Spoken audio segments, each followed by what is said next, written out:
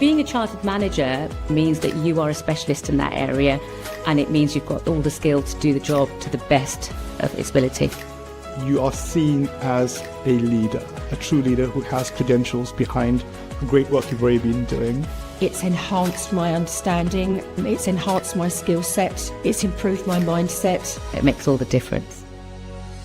This session is recorded and will be available on the CMI website and YouTube channel.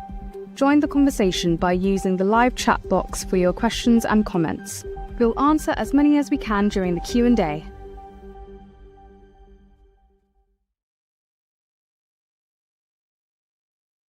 Good afternoon, everyone. Welcome to the Resilience Gap, Empowering Regional Talent to Lead Through Volatility digital event. My name is Samia, and I'm an International Regional Development Manager at CMI.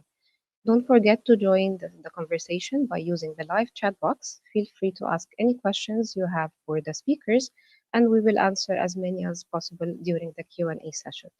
I will now hand over to Zafir Shamsuddin, CMI Middle East Advisory Committee member, to begin today's event. Over to you, Zafir. Thank you, Samia. Thank you for the introduction. Good afternoon, everyone. Welcome to today's Charter Manager Institute Middle East and Resilient Gap Empowering Regional Talent to Lead Through the Volatility. I'm Zafir. I'm a member of CMI Advisory Committee as well. I'm pleased to moderate the session today for all of y'all. So across the Middle East, organizations investing heavily on the transformation, technology, and the national talent developments. Yet another most critical area of leaders faces not technical capability, but ability to think clearly and adapt quickly to how efficiently we will lead through. Today's discussion more or less about focusing on the managers can become crisis leaders in the volatility environment, and at the same time truly build a leadership capability before disruption occurs. We also welcome our joining live us with our panelists. Let me introduce our panelist, Dr. Randa Dayab. Dr. Randa is a founder and the Gemini Consulting and the senior lecturer at the Kuwait Technology College, and she brings strong combination academia expertise and the practical consultancy and the leadership development, talent strategy, organization capabilities across GCC. Welcome, Dr. Nada. And she worked extensively with the organization building leadership strength and the fast-changing environment. It's a pleasure to have you with us today. Let me also welcome Mr. Mark Jamieson. Mark is an executive director at the Development Qiddiya, where he leads a major infrastructure destination development program, including housing, hospitality, sports, and urban district. He has been diversified some of the most complex project region across UAE and Saudi Arabia.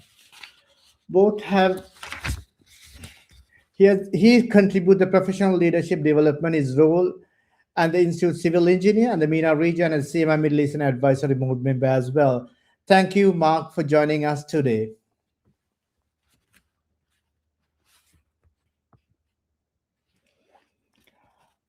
Right.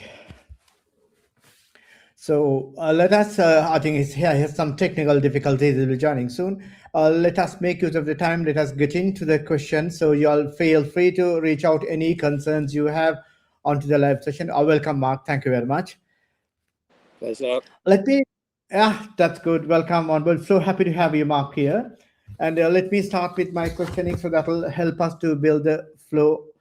The first questions to you, Dr. Randa, over to you. With the rapid integration of local talent into senior roles, what are the most effective ways accelerating the experience curve so they are fully prepared for the accountability and the complex to the regional major giga projects? Over to you, Dr. Randa. Thank you. Good morning from where I am. Good afternoon where you are, and welcome everyone who is listening to us. So traditionally or conventionally, when we look at ways to answer the elements that are needed to answer that question, we would say the conventional training, the skills training, the soft training, and all the works that come along with it. But in order to answer that question effectively, given the circumstances and the way that today's world is run, I think it's important to break it down, first of all, from a problem point of view. What are mega projects? Mega projects are a series of smaller projects that need to come together collectively to form a goal or to reach a goal. Now, in today's world, these elements, conventional elements that I just spoke of, don't necessarily add up to the goals or don't lead us directly to these goals. Perhaps they did in the past, but nowadays it takes a little bit more innovation to reach such goals, especially with this idea that we've got, for lack of a better word, juniors going into senior roles, or a diverse group of people coming into these roles that are traditionally held within the framework of age, for example, or experience, given the amount of years that they have in the industry. Nowadays, all of that is being flip-flopped. You find different categories or different elements everywhere. So it's not a matter of conventional training. I think nowadays we have to be a lot more broad in the way that we train. So what does training really mean? Now that we know, we've kind of dissected what mega projects are in a very brief way. If I go to training, training goals are ultimately there to help accelerate the institute as well as the individual to reach the ultimate goal, if you will. So conventional training doesn't really cut it anymore. We have to go beyond that. And what seems to work is the idea of connection, the idea of networking, the idea of listening to others and bringing those perspectives back to your table or your drawing board and sharing those perspectives with the team.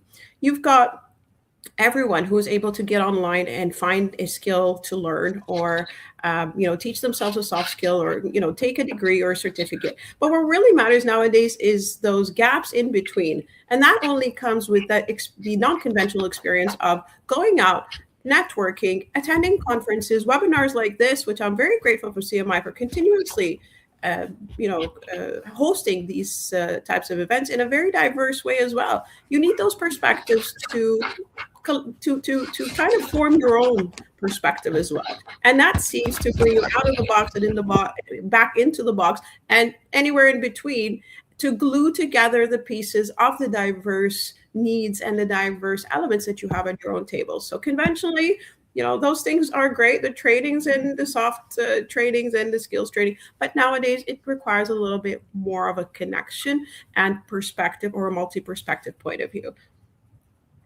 Thank you very much. It's really great. And Mark, over to you. From your delivery experience, what practical approach have you seen for the large programs, giga programs, Mark? Well, I think what I've seen in my time here in the Middle East is that the large programs have a significant challenge in terms of overall resource, and therefore resource resilience effectively. It depends a little bit where you are, because obviously a part of this is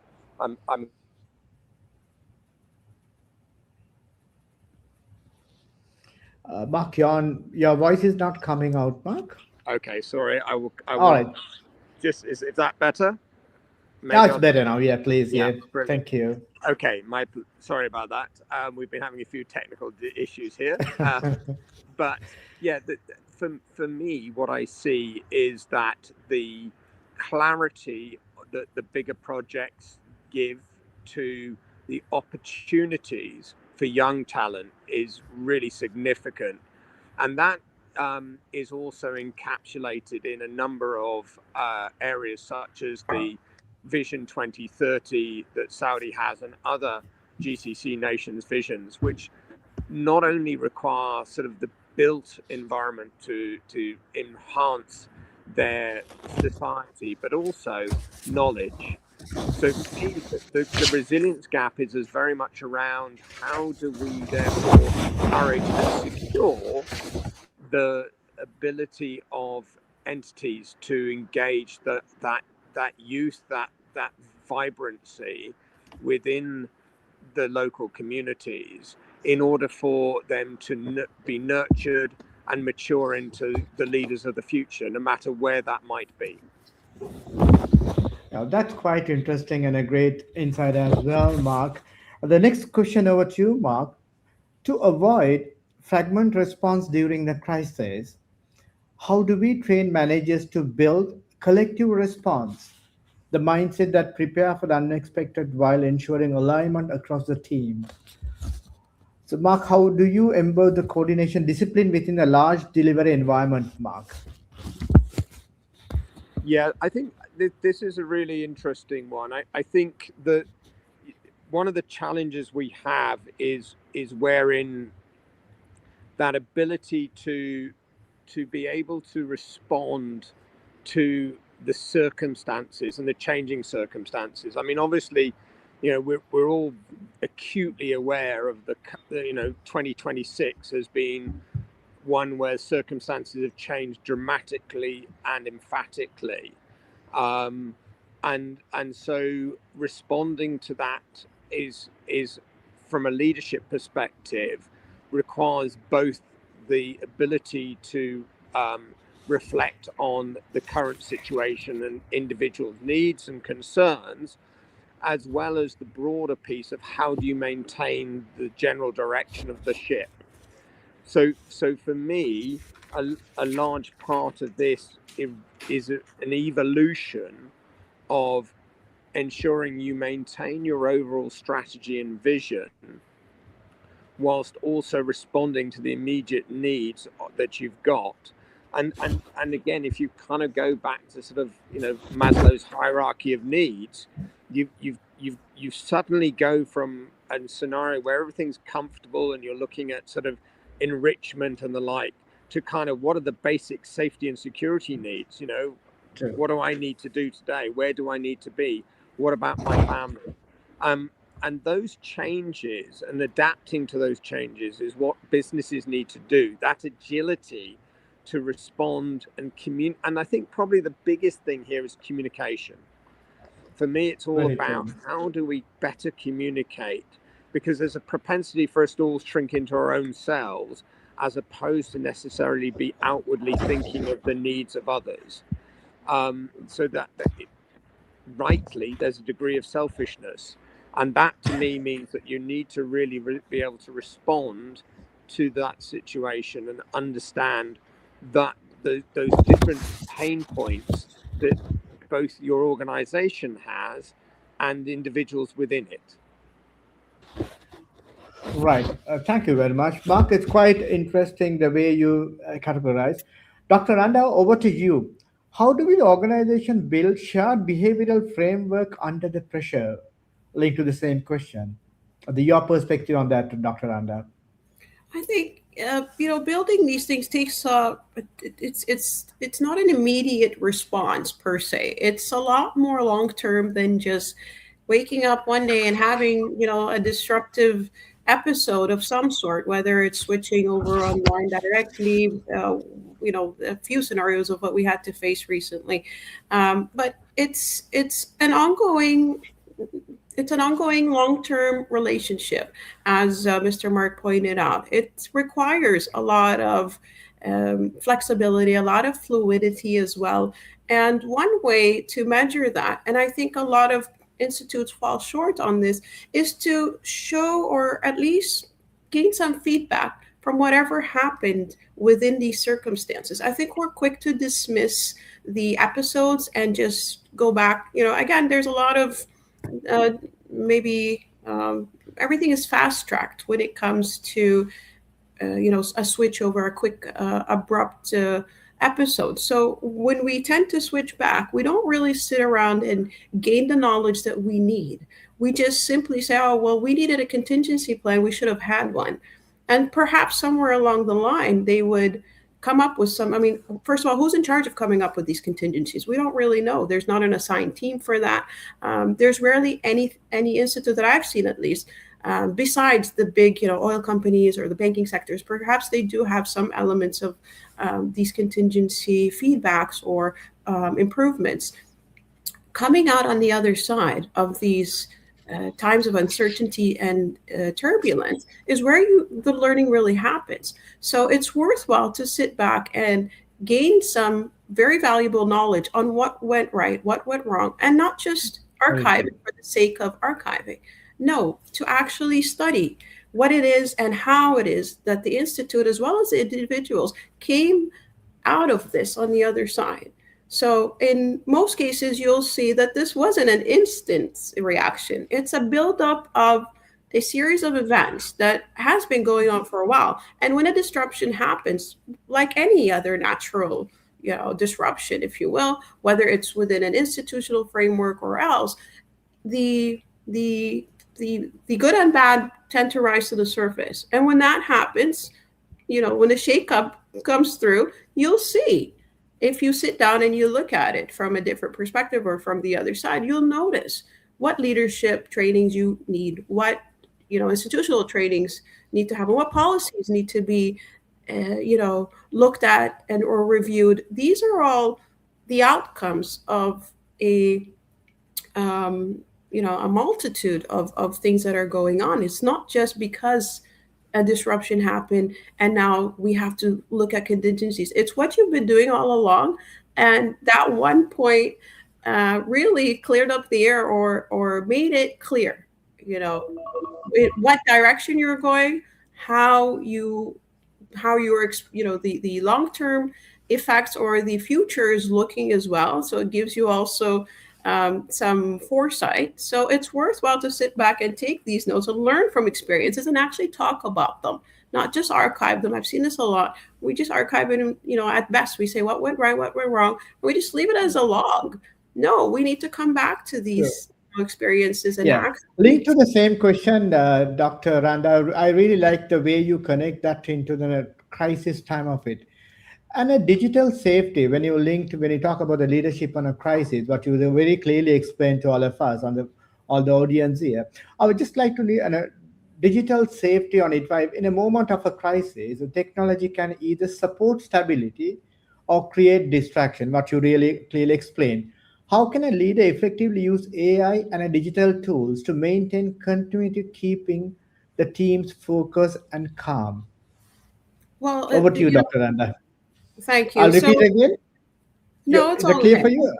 All right. Okay.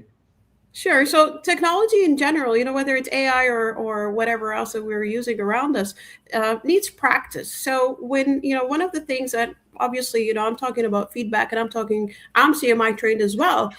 So when we do these exercises, we sit down and we say, it's not just what we learn and what we need to do in the future. It's also about having the time to practice the technologies that we needed during these times as well. So practicing technology was one of the outcomes that I had within my team. And one of the suggestions that came through is that we have a technology week. So it's a good way to flip things around, especially in the higher education institutes, where we oftentimes come into these battles with, should we use AI? I've written, so many articles on to AI or not to AI. This is something is it something useful? Research tells us it's here and it's here to stay, but there's a lot of policies within particularly higher education institutes that go against this. So Technology Week is a week that we propose where we all go online and we practice all of these tools, whether it be a simple login, something like practicing Teams and how to go about having assessments online. It gives everyone, all stakeholders involved, the idea that technology is embedded within the learning process, as well as helps us train for these moments, not just in, an overnight type of scenario. No, this is integration at its best. If we can get away with it, we did put a proposal. We don't know how far it's going, but it's a 1 week of everyone goes online. It switches up, the hype as well, or the dynamic also, and gives us a little feedback on what it is that we still need to learn when it comes to technology. So that's one way of going about, using technology the right way. Thank you. That's a really, really nice. Linking that technology, Mark, it's over to you. We all talk about resilience and results and integrity under pressure. So when the resources are constrained and the timelines are under pressure, the temptation to compromise standard increases as a human. Based on CMI ethical practices and principle, how does a leader maintain governance integrity when stakes are at the highest? Over to you, Mark.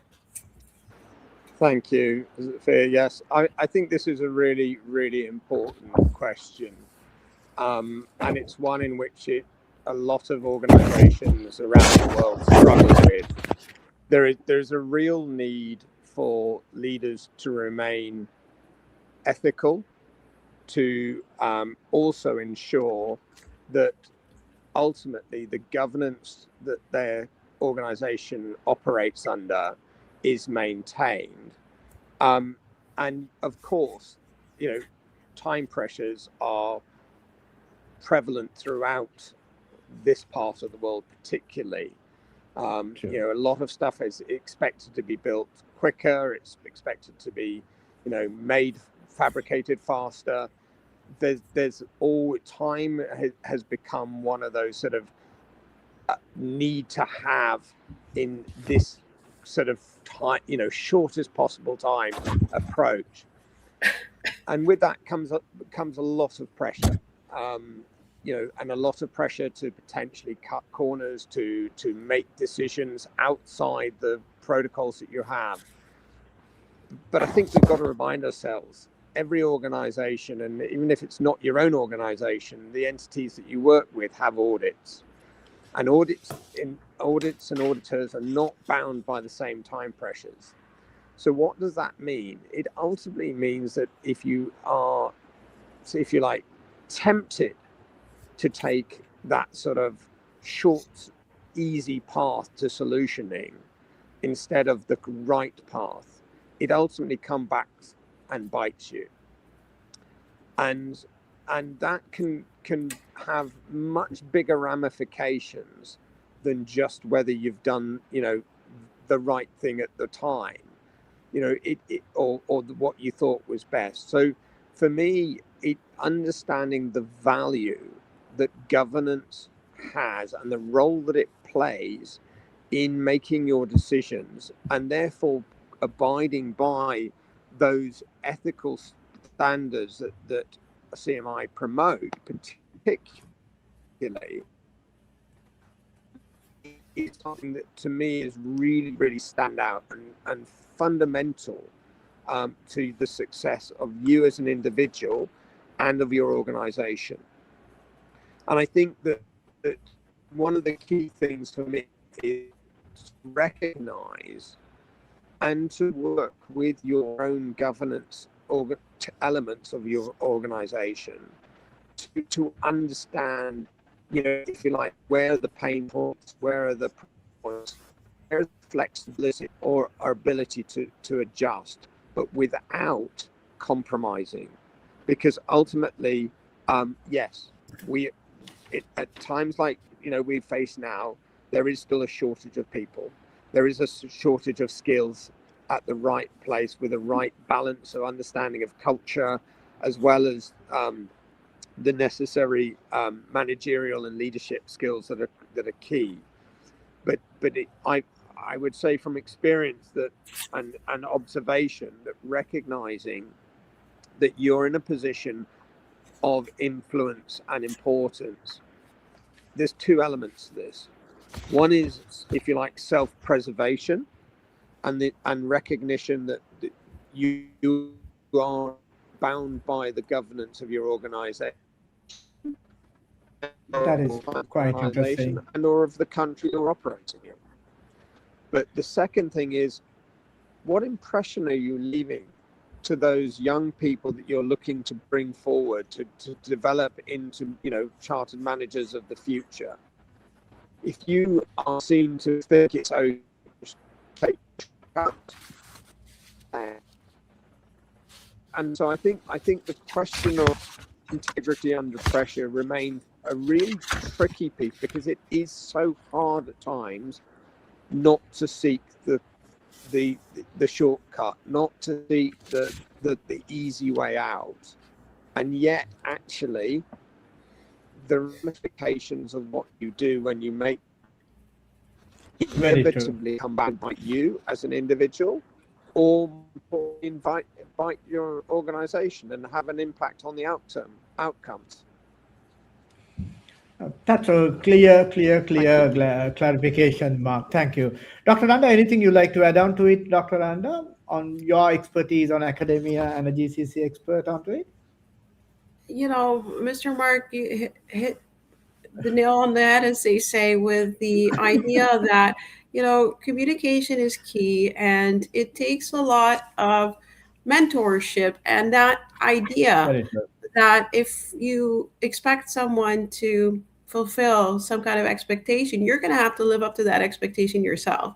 And sometimes that human side of things, and Mr. Mark also touched up on the idea of contextualization. So also taking in the context, that's a very important element that we seem to stress as social scientists, but somehow it gets underplayed, yet it is one of the major factors that make or break reaching goals, whether it be, we've got the new Kuwait vision, you've got the Saudi vision, you've got even the greater SDG goals. So all in all, that element of contextualization is very important, and we must stress on that. Thank you. That's a clear glide, Dr. Randa. Along connecting the same thought process, I like looking at a psychological safety.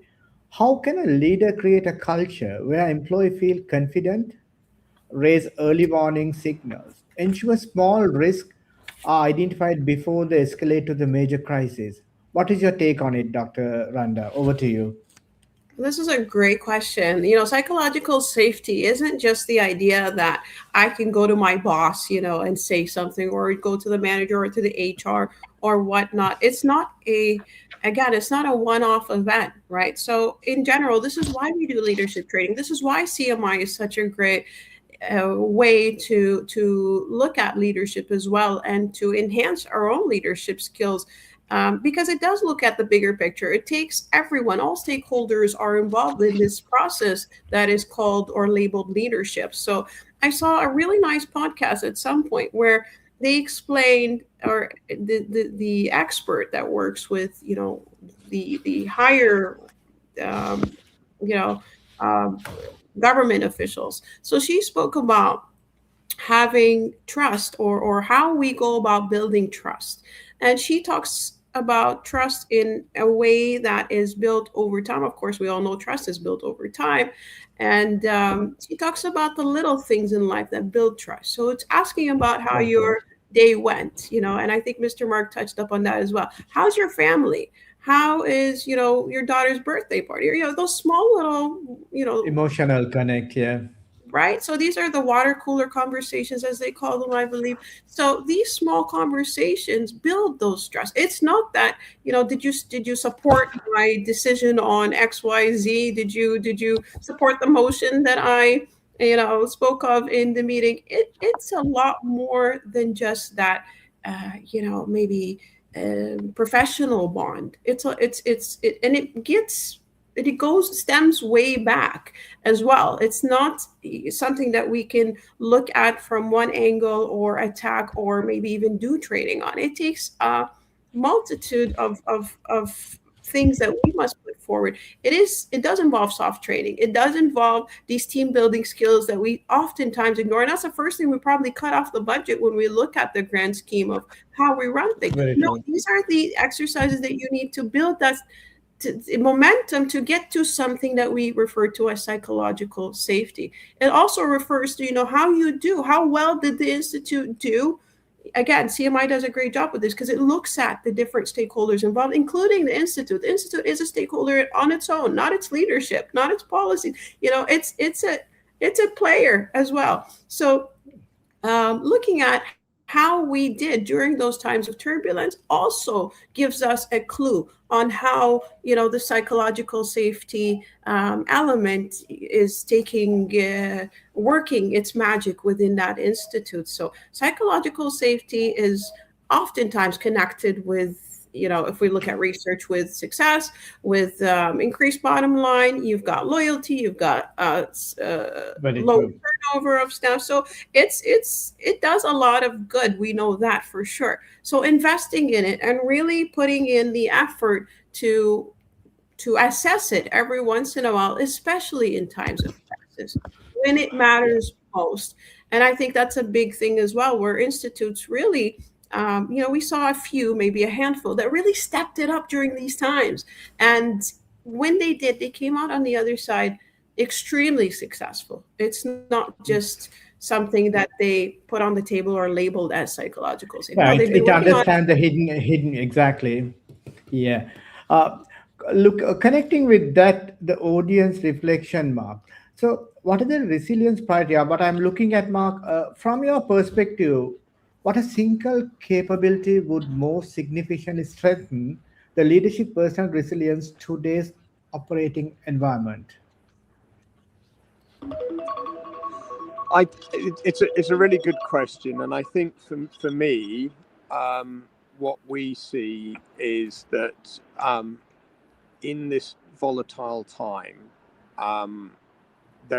it's almost a bit like the old adage is, keep calm and I think there is, and my view is you keep calm and you reflect, and the taking the time to reflect is really important.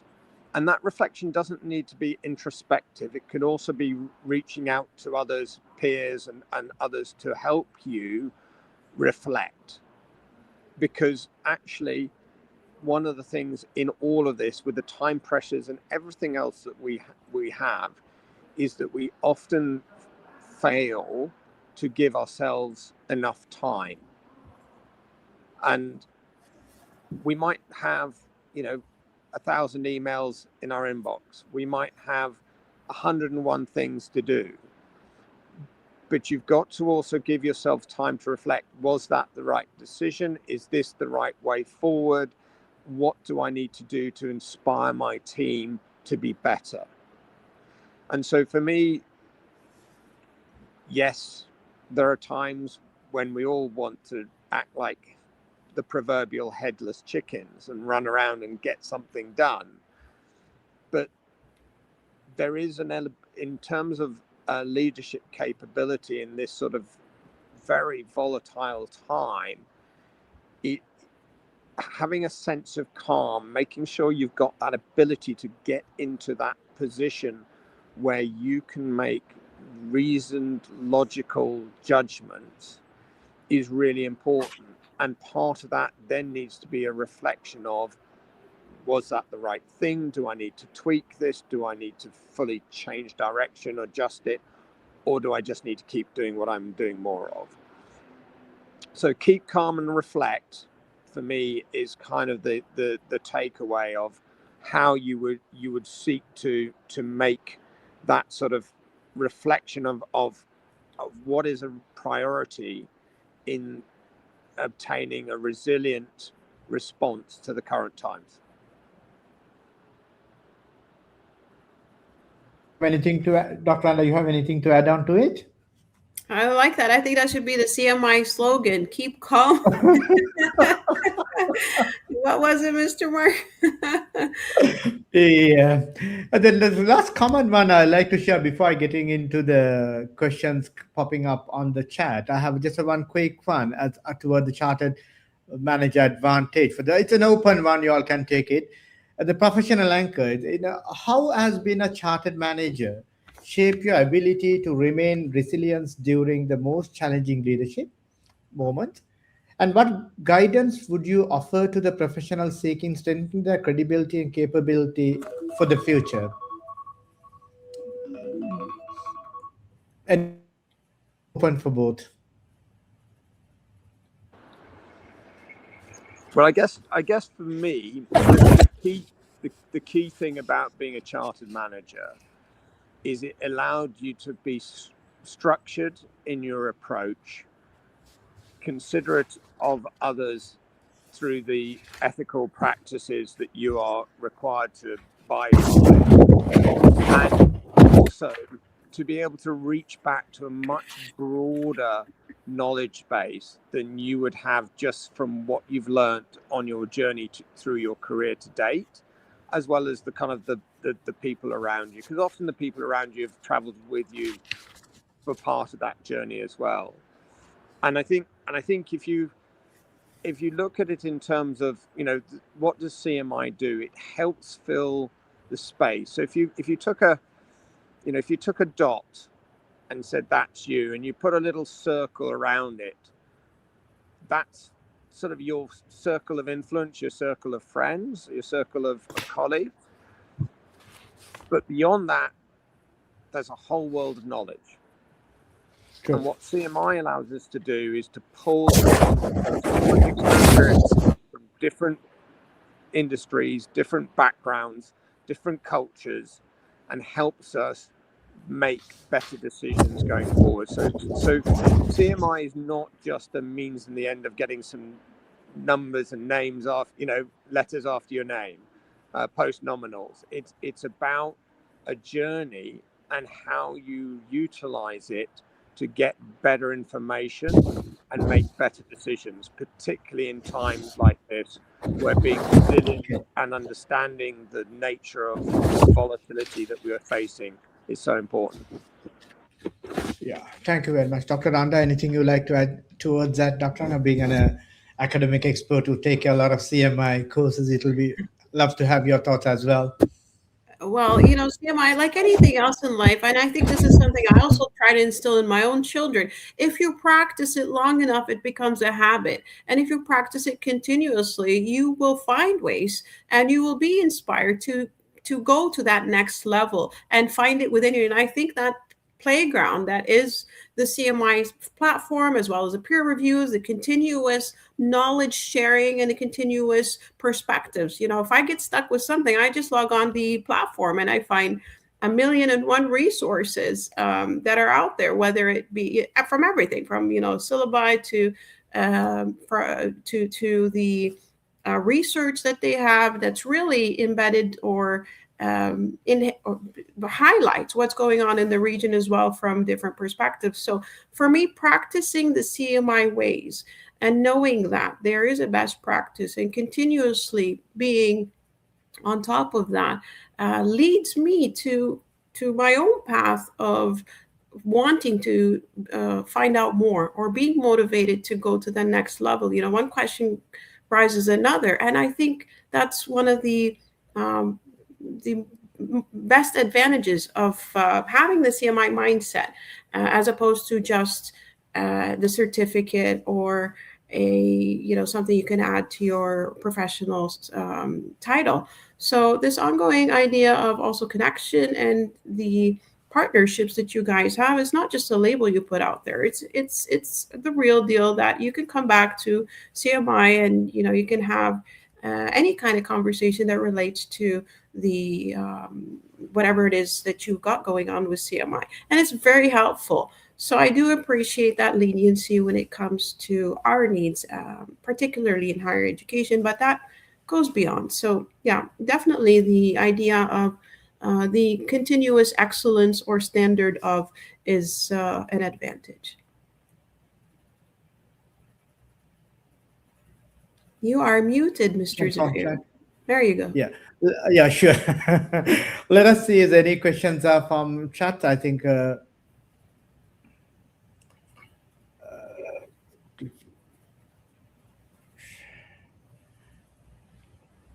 think Talha. There's a question from Talha Hassan. How can young professionals developing countries build resilience when they have limited access to the mentorship and leadership opportunities? I'm happy to jump on that one. I think this is a really good question, and it's one that a lot of institutions struggle with, in the sense that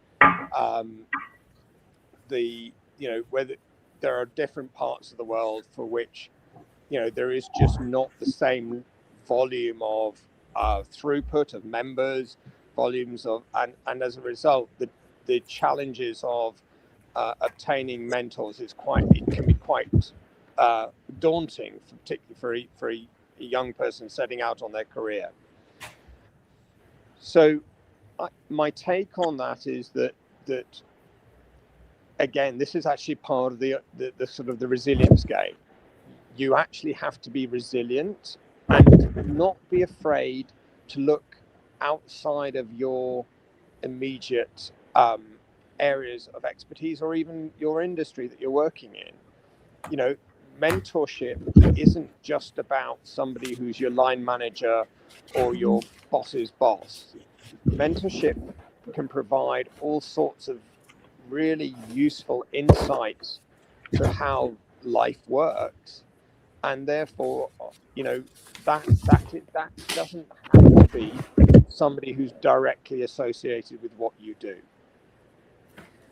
I think the piece around leadership opportunities for me is a harder one to answer, because obviously, again, by its very nature, it requires you to have other people around you to lead. But I think you can see it through a whole range of both professional and sort of other areas of your life in order to create leadership opportunities. You know, how often do we think of a captain of a sports team being a leader? Yeah, and yet they are. So I think, and what then the key thing is, as a CMI member, is what do you learn from that, and how do I adapt that to other parts of my life? So I do think that, you know, the ability to attract and discuss and take guidance from mentors should not just be limited to your current career path. That's the first thing. And I think your opportunities in leadership are also equally as broad. And the other aspect is, you know, reflect on what you've seen as good leaders and bad leadership. My thoughts. Yeah, brilliant. Dr. Randa, you like to add anything? Any other questions? Yes, I think I can reflect in a similar manner in that also women, especially in academia, we also have a hard time, or at least when I was going through the ranks, we have a hard time finding mentorship as well. But again, it's not limited to, yeah, it's not limited to, you know, having a manager or some mentor that maybe is in a direct line of yours. It could be anyone. It could be, you know, it's all about motivation at the end of the day. And yes, we do feel stuck, and there are plenty of times where people give up. But that's where the real the success comes in, when you get through all of these internal issues of not being motivated or trying to look for a mentor, not finding one. The ultimate, you know, the gist of it all is to not give up. You're going to have to look upwards, downwards, sideways. You're going to have to maneuver. And I think the way to tackle that for the future generation, because mentorship is becoming something much more limited than what it was before. So when you find yourself stuck in that position, look in 10,000 different positions, or any direction you can. You can even consider to become a mentor yourself with everything that you've learned up until that point. And as they say, once you start walking, the way appears. So once you get that momentum going, things somehow magically fall into place, and you will find whatever you need to take that bigger leap forward, whether it's through mentorship or elsewhere. Just keep going. All right. Yeah, there's another question. If I could perhaps add to that, I think the other thing to recall that's equally powerful is when you're in a conversation, it's not a master-servant relationship. You actually have the ability to contribute to the other person's own path to better leadership, because you'll have an opinion, you'll have different reflections. And I've seen it with some organizations. There was a time when a lot of the IT companies were looking at, you know, like a youth board or something like that, to try and engage and understand what future generations' aspirations were, because they are the same as somebody of my age. Yeah, there's another question comes up. How can organization better identify the nature leadership potential in the regions that are often underrepresented globally? Oof, that's a good question. So for me, identifying leadership potential is, and then how you nurture that is responded to very differently across the world. Some organizations that are pan-global have a consistent approach. So they might have leadership programs, they might have development programs, all of which help. But you also, again, the challenge with that is also there's a, if you like, a risk of indoctrination to that way being the only way. So I think that the challenge in terms of the way that this region particularly is changing is that, if you like, we've gone from an industrial revolution, and now we're coming into what I call the knowledge revolution. And so what the expectation is from the majority of the leadership in the region is that knowledge is not only a benefit to the individual, it is a benefit to society, and it's also exportable. So what I think a lot of organizations and countries are starting to look at across this area is how do we compete with the best in the world? And arguably we've seen that with some of the work that came out of the UAE, for example, with its space program. That started as a program that was heavily reliant on internationals, but became very much a homegrown product.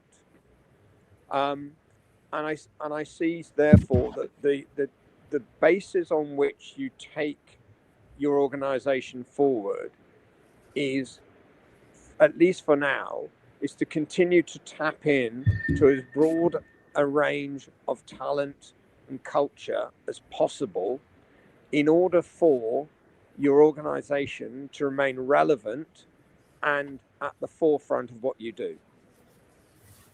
All right. And it's another one more from Talha again. How can an organization better identify the nature of the same leadership potential region? Yeah. Doctor, you like to add on to it? Yes, I would just like to add a different perspective as well. Of course, everything that Mr. Mark is saying is extremely relevant, but also the organization itself is made of people, and people are human. So if you want to stand out in a crowd, there are plenty of ways to do that nowadays. It's, the script has pretty much reversed itself. And I think now organizations don't necessarily put in the enough effort, if you will, to identify the right type of talent that they need. They do have often the conventional ways, of identifying talent, going through the managerial programs or the preparatory programs that they have to help you elevate to senior positions. But I think it's also on us to help them identify us as potential talent on our own as well. So you've got a lot of work to do, yourself. Don't ever underestimate the power that you have to fulfill these energies, or to fulfill these requirements, if you will, to have people notice you. Whatever it is that you're working with, don't ever have that mindset. And I know it's difficult as well. It comes down to these very human traits. Don't ever limit yourself here, because it's a lot more readable than you think. Once you put it out there and you start having fun with it, that's when the magic really happens. And that's where this quote unquote organization starts to realize that they do have talent. And that talent is nowadays much easier than before, at least. It's still not easy. I don't like to be on social media, but I tend to find that the networking happens on social media, for example. The identifications happen on social media. So if you want to look at it from that perspective, it's also on you to help elevate your own profile in whatever way you could. So I've got my research, I've got my books, but you know what? Maybe other people within that realm or within that area also have that. So I'm going to have to find ways to channel different aspects of my life or my professionalism or whatever it is that I want to portray. And there are plenty of tools to do that. So I would say look at it from that perspective as well. And yeah, it'll come together. You really have to believe it will. Yeah, I can take another one more question last because before we wind up, I'm so thankful for Talha getting into discussion. What leadership capability will become non-negotiable over the next 5 years as the AI geopolitical uncertainty reshape the workforce? Oh, that's a deep $1 million question. Wow. Look, I think the key piece around that for me is, particularly if you look at it in terms of AI, the humans' one sort of ability to be different is in its creativity. So you can ask, technology to assist you with your vision and so forth, but a vision that's just, if you like, generated without thought, without understanding of its relevance to you and your organization, it's just a slogan. So for me, it's human creativity and in a leadership role that interprets into vision.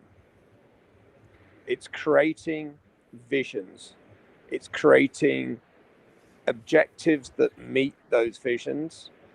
And irrespective of everything else, what that does is it gives you also the long-term game.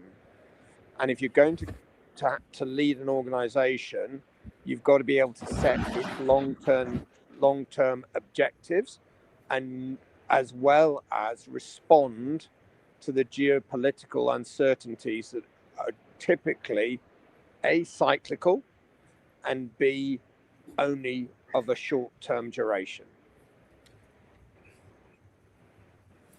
Thank you. Dr. Randa?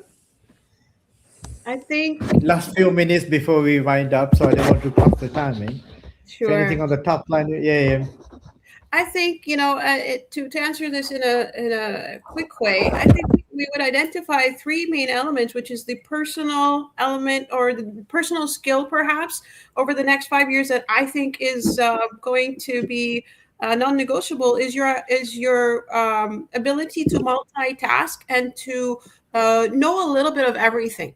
Okay, so it's not about being an expert in one field or another, but just knowing a little bit of everything so that you can identify the expert and have them work on their part. That's on a personal level, personal skills. Leadership skills level, you will need to identify what AI can't do. It can't be human. So, on a leadership level, you're going to have to take human factors more into this, especially in academia. We see that research is showing us that the younger academics are not even going into academia, or they're leaving academia because the workplace is different nowadays, which leads me into the third element, which is institutional element. From an institutional point of view, your policies are going to have to meet your humanity. It's the resources are human at the end of the day. And it comes down to this type of funnel effect, where if the leader is not practicing these humane ways, the policies are, separate or becoming a lot more, the bigger gap is developing between the policies of the workplace, which stems from leadership, and this idea that humanity is human at the end of the day. So these are, for me, the top non-negotiables for the next 5 years. I think we have come to an end of the session. Thank you very much for the both of y'all. We had explored leadership readiness, the talent development, and ethical technology at the organization. We all now open for discussion. We had some good discussion points. And the final note before I hand over to Samia, Mark and Rania, thank you very much for contribution. It was a really insightful and a lot of thought-provoking as well. Leadership is uncertain, as always says. The time requires more than a technical expertise. It demands judgment, integrity, and the ability to inspire confidence with clarity and the limited. On behalf of Chartered Management Institute of Middle East, thank you everyone for joining us to the contributor discussion. We hope the insight shared today was useful to your own leadership journey. Thank you once again. Now I'll hand over back to Samia. Thank you very much, Pierre. Thank you for these insights and everything you have provided us in today's session. I believe that was all. Thank you for the audience who have joined us today, and see you next time. Don't forget, as a CMI member, you can find the latest management and leadership insights at managers.org.uk. If you're not yet a member, join our community to discover CMI Confidence with on-demand resources, our network of mentors, and industry-leading accreditations.